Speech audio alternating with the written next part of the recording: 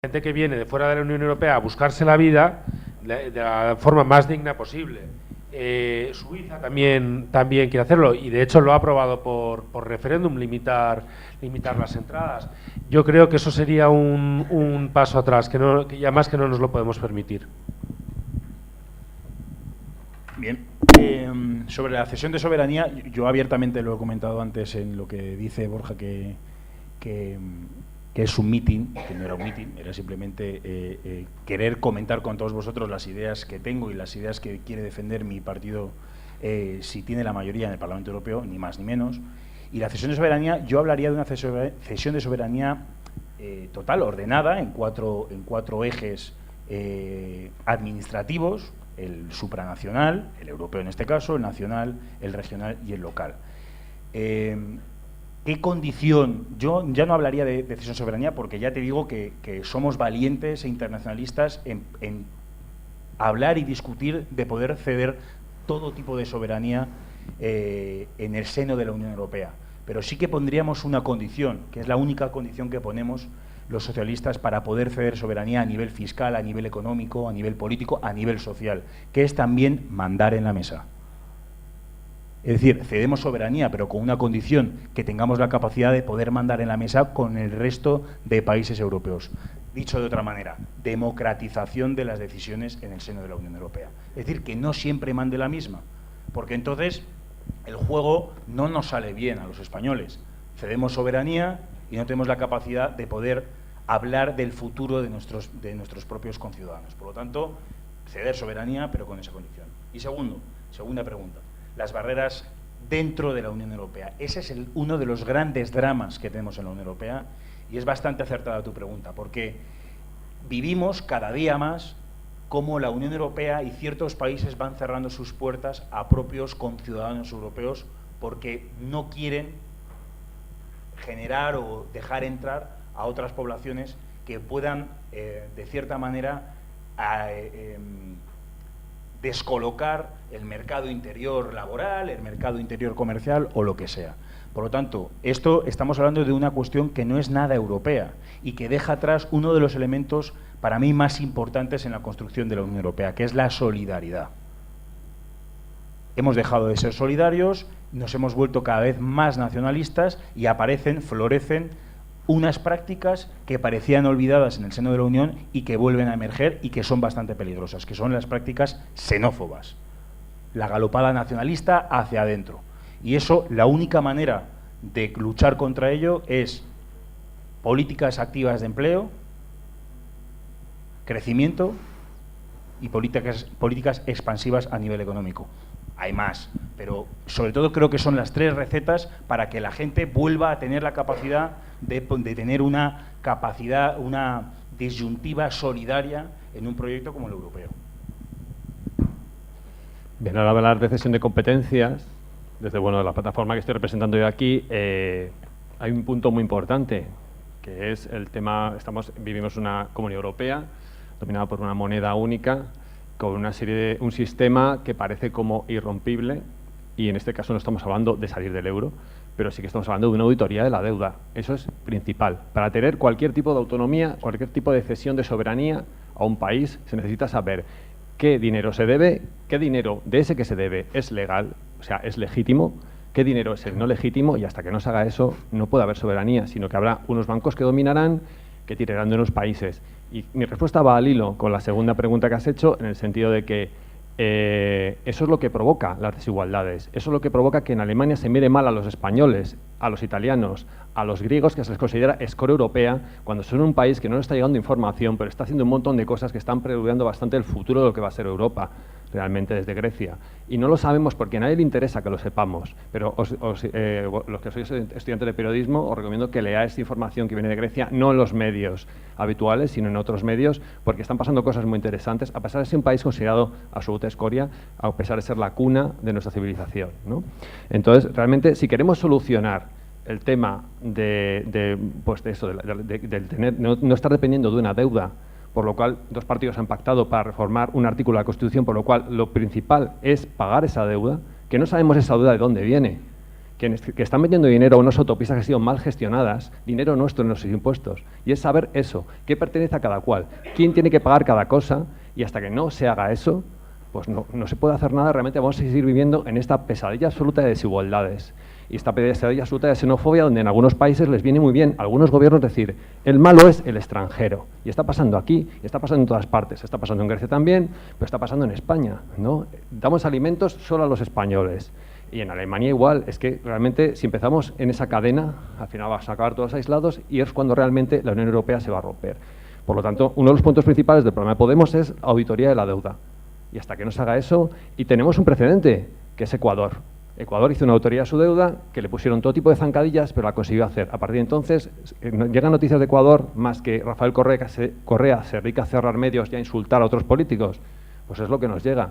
Pero la economía de Ecuador está creciendo. Y si no, están ofreciendo contratos a profesores universitarios a unos salarios impensables en cualquier país europeo. Entonces, habrá que ver un poco esa referencia, ¿no? Y ver cómo se puede luchar, ¿no? En ese sentido. Bueno, yo más o menos respondí a eso en la introducción, lo que pasa es que de una manera muy esquemática porque el trayecto del ascensor era muy corto. Como dije, nosotros defendemos una Europa federal. Entonces, ¿qué defendemos? Que la elaboración de las normas jurídicas de alcance general sea una atribución de las instituciones europeas, mientras que la ejecución de todas las tareas que se deriven de esas normas jurídicas sea una atribución de los Estados miembros o de sus administraciones internas. Entonces, en base a eso llevamos política común energética, política común de exterior y seguridad común, un ejército común, o sea, política de defensa común, seguridad social común, llevamos prácticamente todo, política fiscal común. O sea, realmente creemos que sí, que la solución de todo está en la cesión de soberanía en beneficio de las instituciones comunes europeas. Y en relación a la segunda pregunta, pues está relacionada también con esta. Nosotros también llevamos una política de inmigración común. El problema es que aquí se está hablando de inmigración y de migración cuando realmente todos somos ciudadanos europeos. Es decir, yo debería poder ir a Francia, a Alemania o a Malta y poder vivir ahí, trabajar ahí o estudiar ahí sin ningún tipo de problema. Entonces, sí, estamos en contra de esas medidas. El problema es que los tratados lo permiten porque hay unas excepciones a la libre circulación de personas, o sea, es que se acogen a eso. Nosotros creemos que, bueno, pues que habrá que modificar eso para que no tenga lugar y eso, y dejar de llamar emigrantes a los que realmente somos todos ciudadanos europeos, porque nosotros también llevamos una política común de inmigración, pero claro, las fronteras son las fronteras exteriores de la Unión Europea y no las fronteras entre los Estados miembros. ¿Preguntas?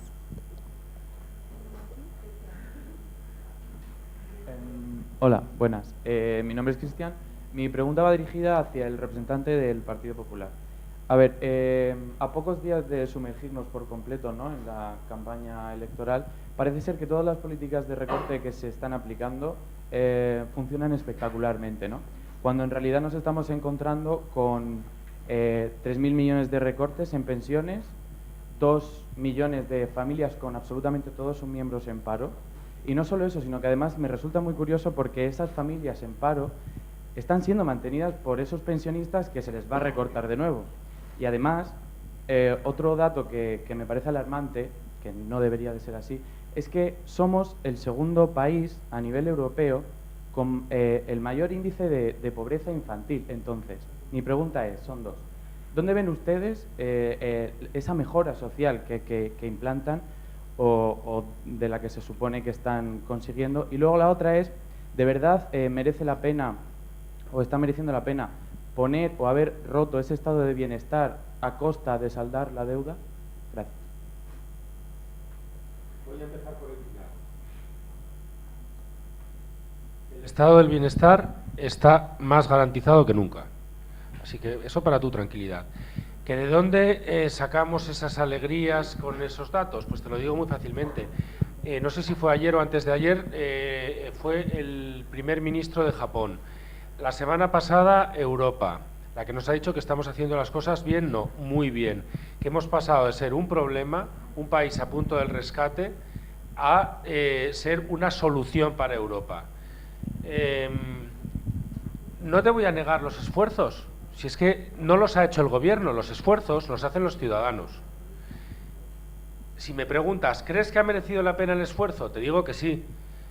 Creo que el ciudadano lo ve todos los días ahora, que lo nota.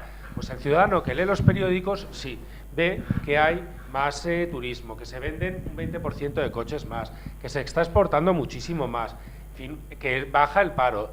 Todo eso, el que lee los periódicos y no tiene puesto un antifaz, lo ve. Ahora bien, la señora que tiene 3 hijos en paro, ¿le importa mucho que se exporte mucho? No le importa absolutamente nada. Ahora bien, y es a lo que voy, todo este esfuerzo, todas estas reformas que ha hecho el Partido Popular, van encaminadas a eso, precisamente a eso, a que se note, a que la gente recupere el trabajo, a que la gente pueda pagar los estudios a sus hijos si quiere fuera de España, a que la gente pueda cambiar de coche, a que la gente se pueda ir de vacaciones, a que la gente lleve una vida normal. Yo te puedo trasladar una pregunta que cuando voy a cenar con mis amigos, sí, acabamos hablando pues, siempre de política y acabamos hablando de esto, no me quiero extender. ¿Creéis que el Partido Popular lo hace porque le gusta o porque va a ganar más elecciones haciendo recortes? No. Todas estas medidas se han tomado única y exclusivamente porque no quedaba más remedio. Podrá sonar muy cursi o lo que sea. Es por amor a España. No es por fastidiar, ni se ha hecho por ganar elecciones. El Partido Popular va a perder muchísimos votos por estas decisiones que se han tomado. Se han tomado porque hacían falta. Habrá gente que diga, no, pues hay otras soluciones. Bueno, el Partido Popular ha considerado, y yo estoy completamente de acuerdo, en que eran las únicas posibles. No te quiero convencer de nada, pero si lo piensas, por lo menos cómprame la idea de que no es una cosa electoral. Pero entonces, me has puesto un ejemplo antes en el que decías que a esa mujer con 3 hijos en paro no le importa que se exporte o se importe más. Pues yo creo que ese es el problema, que la gente que de verdad se preocupa y la que le importa es la que está ahí, ¿no? La que tiene problemas de verdad. Claro. Es la que parece ser que sus políticas de recorte no pueden ver. Esa señora va a ver reflejadas todo el esfuerzo que ha estado haciendo ella y el resto de los españoles. Yo, de verdad, que confío en que en menos de un año. Porque si no, en fin, el coste electoral va a ser muy grande. Yo de verdad confío y de hecho los datos avalan. Otra cosa es que el empleo no haya crecido a lo bestia en 6 meses, pero bueno, ya hemos tenido hoy el dato de la mayor crecida desde 2005. Espero que todos los meses sigan así, que esa señora, si no tiene a sus 3 hijos trabajando dentro de un año, cuando vuelva a haber elecciones en España, que por lo menos trabajen 2. Okay. ¿Preguntas?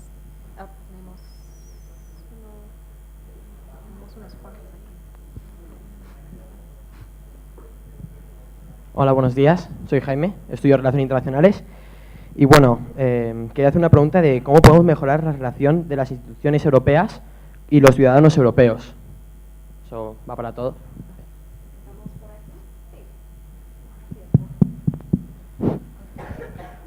Un problema importante que tienen las instituciones europeas es el tamaño. Y tienen un tamaño tan grande porque son muchos países. Cada vez que hay que debatir un tema, tienen que hablar todos los países, como es lógico. Tienen que mostrar su postura.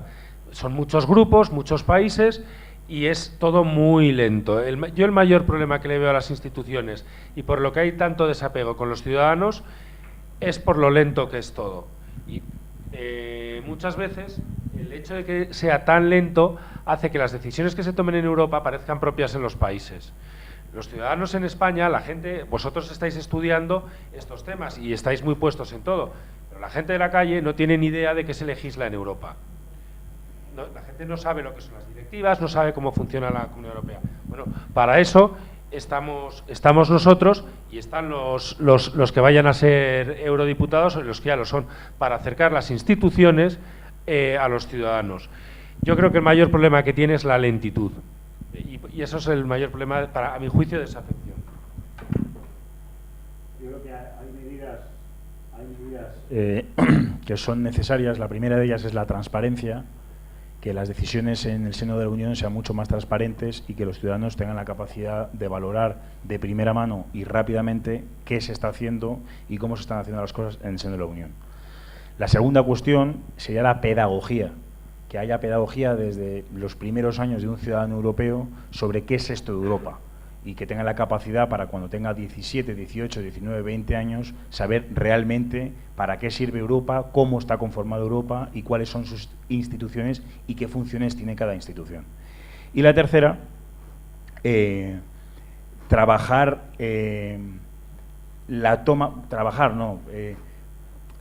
de otra manera la toma de decisiones en el seno de la Unión. Lo hablaba antes cuando hablábamos de la cesión de soberanía y que tuviéramos la capacidad, los diferentes países que componemos la Unión, de poder decidir las cosas en la mesa de decisión europea.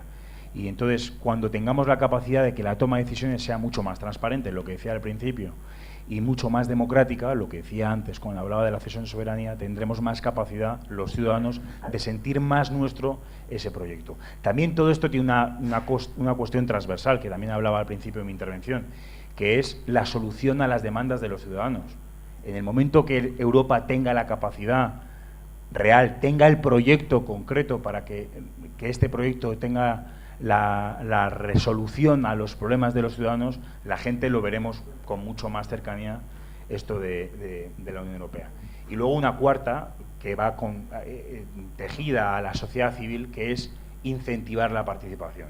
Es decir, tener un plan muy concreto para que la sociedad, las asociaciones, las diferentes instituciones ciudadanas tengan la capacidad de poder trabajar en el seno de la Unión desde diferentes ángulos.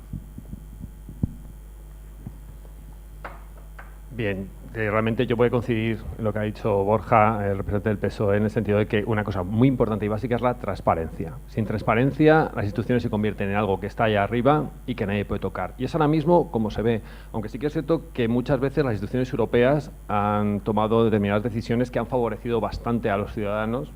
Véase, por ejemplo, el caso de las cláusulas suelo de los contratos hipotecarios, que fue por una sentencia europea, por lo cual se consiguió que se reflexionara sobre ese punto que era absolutamente ilegal y que estaba sacando el dinero a familias que no lo tenían y que estaba provocando en algunos casos hasta desahucios, ¿no?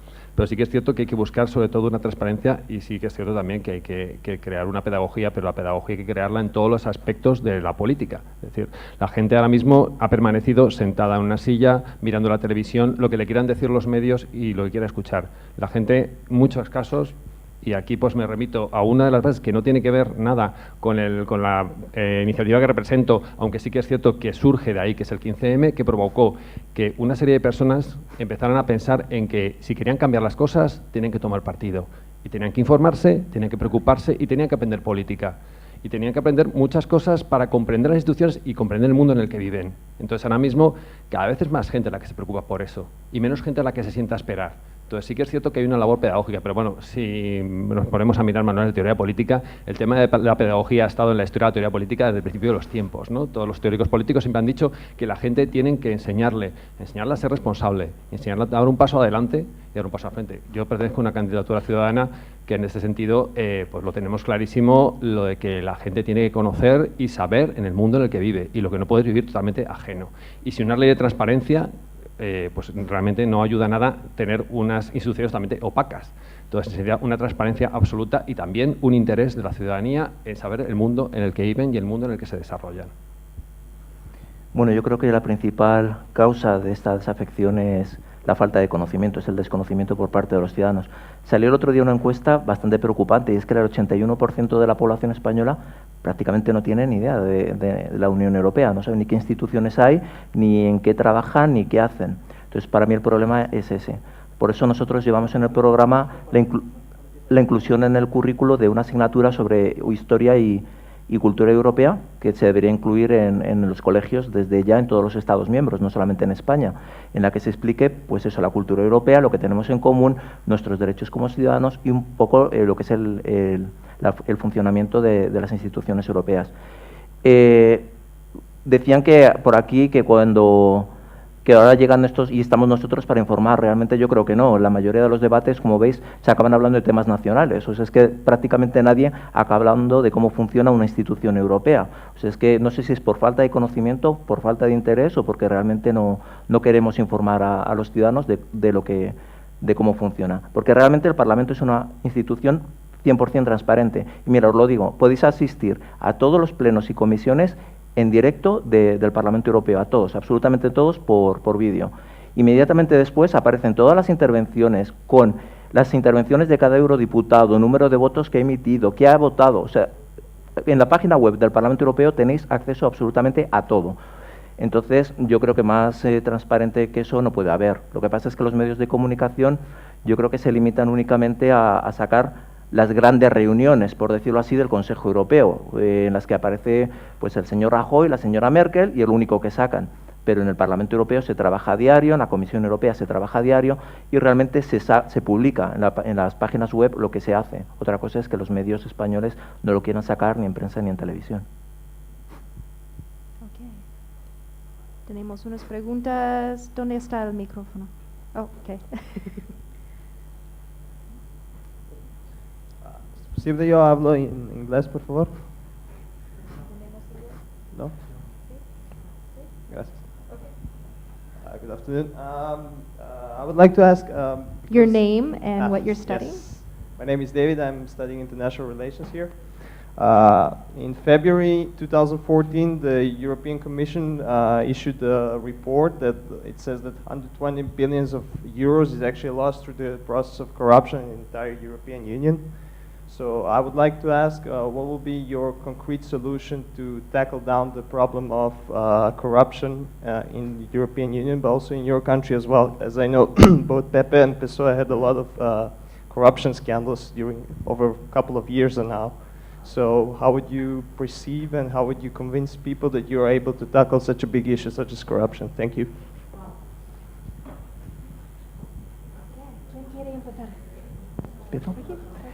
Bueno, nosotros sí que llevamos medidas de corrupción a nivel nacional, siempre hemos presentado un montón de propuestas, tanto en el Parlamento Nacional como en los distintos parlamentos autonómicos en los que estamos. Por ejemplo, ya llevamos la cuestión de la corrupción en nuestros propios estatutos, de manera que ningún candidato de UPyD puede haber sido... no puede incurrir en ningún delito o sea, ningún delito público, bueno, me sale la palabra, ningún delito contra los órganos públicos, ni de corrupción, ni nada por el estilo. O sea, cualquier persona que haya sido... Dios, y soy licenciado en Derecho, eso, imputado, gracias. Gracias. Cualquier imputado no puede venir en nuestras listas, ¿vale? Entonces, también hemos llegado a presentar iniciativas en las que esto se lleva a nivel de todos los partidos políticos, es decir, que ningún partido político pueda llevar imputados en sus listas. Como es de costumbre, se rechazó y de otros partidos pues sí que siguen incluyendo imputados. Sí que llevamos, pues eso, medidas tendentes a una mayor transparencia, a la lucha contra cualquier corrupción. Llevamos la creación de la Oficina Antifraude dentro de la Unión Europea, o sea que sí que luchamos contra eso. En el caso nuestro, el número 3 de la lista es el exfiscal anticorrupción. O sea, ya con eso he dicho bastante. ¿Entiendes español? Es que el problema que tengo es que yo, para hablar de tema político en inglés, me da un poco difícil. Entonces, el número 3 es Jiménez Villarejo, que es ha sido fiscal anticorrupción, ya está retirado y es una persona que realmente, mientras trabajó, pues tuvo bastantes casos en sus manos y, francamente, una plataforma ciudadana que no es que no hayamos estado imputados, es que no hemos participado ni siquiera en partidos políticos los que nos presentamos en la lista, por lo tanto tenemos muy claro ese tema, ¿no? Aparte de nuestro programa tienes medidas exactas contra puertas giratorias, que al final son 10 años que una persona no puede ocupar un cargo en un consejo de administración dentro de una empresa que ha estado legislando sobre ese tema, o bueno, casos de muchísimas ideas del programa que van sobre el tema de la